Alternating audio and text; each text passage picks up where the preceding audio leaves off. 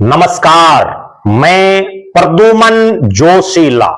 आज का दिन पूरे हरियाणा प्रदेश की राजनीतिक गलियारे हों या भारत देश के राजनीति में दिलचस्पी वाले लोग हों, सबकी निगाहें हरियाणा की राजधानी चंडीगढ़ पर हैं। जी हां, चंडीगढ़ जो हरियाणा और पंजाब की राजधानी है, उसमें आज एक ऐसा चुनाव होने जा रहा है जिस पर निगाहें ना केवल हरियाणा की बल्कि देश भर की है। कारण 2 राज्यसभा की सीटों पर चुनाव, 3 प्रत्याशी, लेकिन इस चुनाव में प्रत्याशियों से ज्यादा 2 नेताओं की प्रतिष्ठा दांव पर है। जी हां, 2 नेता जिन्हें गुरु शिष्य भी माना जाता है, 2 नेता जो एक ही पार्टी की राजनीतिक नर्सरी से आगे बढ़े हैं। उन दोनों की प्रतिष्ठा दांव पर है। दोनों में कितना राजनीतिक कौशल है, कितनी चलबल है, कितना उनका विधायकों पर प्रभाव है, यह अब से कुछ देर बाद स्पष्ट हो जाएगा। जब वोटिंग के बाद काउंटिंग होगी तो परिणाम सबके सामने आएगा। 3 प्रत्याशी हरियाणा से राज्यसभा के चुनाव में लड़ रहे हैं। एक भारतीय जनता पार्टी के करनाल से पूर्व सांसद, पूर्व प्रदेश महामंत्री संजय भाटिया। दूसरे कुछ ही समय पहले कांग्रेस में सक्रिय हुए कांग्रेस के प्रत्याशी करमवीर सिंह बौद्ध।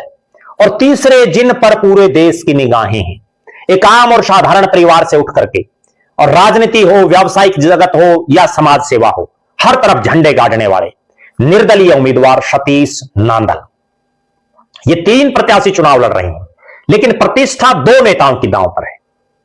पहला, हरियाणा के वर्तमान मुख्यमंत्री नायब सिंह सैनी। दूसरे, हरियाणा के पूर्व मुख्यमंत्री और वर्तमान में केंद्रीय मंत्री मनोहर लाल खट्टर। दोनों की प्रतिष्ठा क्यों है दांव पर? क्योंकि जिस तरह से तीसरा प्रत्याशी आया है, बिना बहुमत के आंकड़ों के हिसाब से जिन्होंने ताल ठोकी है, सतीश नांदल, जो बीजेपी में प्रदेश के उपाध्यक्ष हैं, बड़ा चेहरा है पार्टी का। भले ही चुनाव निर्दलीय लड़ रहे हैं, लेकिन जग जाहिर है बीजेपी के नेता उनके लिए पूरी फील्डिंग जमाए हुए हैं।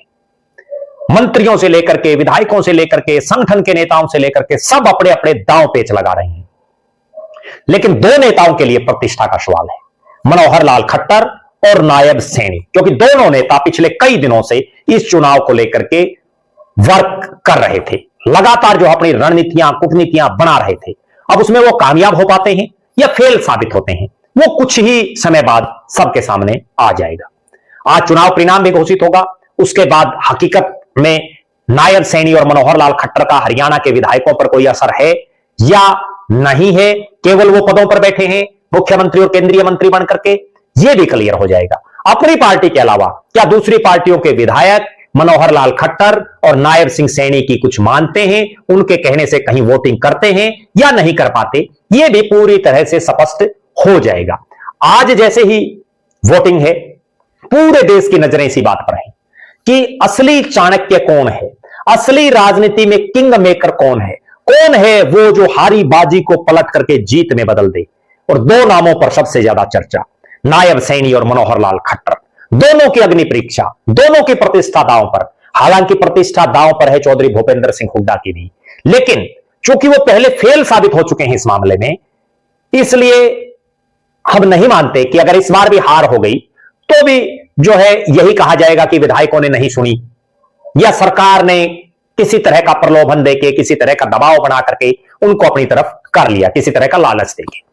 तो इसलिए वहां हम ज्यादा बात नहीं करेंगे, केवल फोकस इसी बात पर रहेगा कि नायब सैनी और मनोहर लाल खट्टर क्या कामयाब हो पाते हैं हारी बाजी को जीतने में। उनकी प्रतिष्ठा से जुड़ गया है अब यह चुनाव।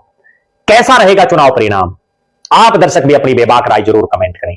आप यह भी कमेंट करें कि क्या नायब सैनी का जलवा भी मनोहर लाल खट्टर की तरह रहेगा, जैसे मनोहर लाल खट्टर अपने कार्यकाल में 2 निर्दलीय प्रत्याशियों को जितवाने में कामयाब रहे थे। क्या इस बार दोनों गुरु शिष्य मिलकर के तीसरा जो निर्दलीय प्रत्याशी है उसको जिता पाएंगे? अपनी बेबाक राय जरूर रखें। चुनाव परिणाम के बाद हम आपको बताएंगे अंदर क्या खेला, कैसे हुआ, क्या हुआ, कैसे बाजी पलटी। लगातार आप हमारे साथ बने रहें। बहुत बहुत धन्यवाद। आपका अपना प्रद्युमन जोशीला।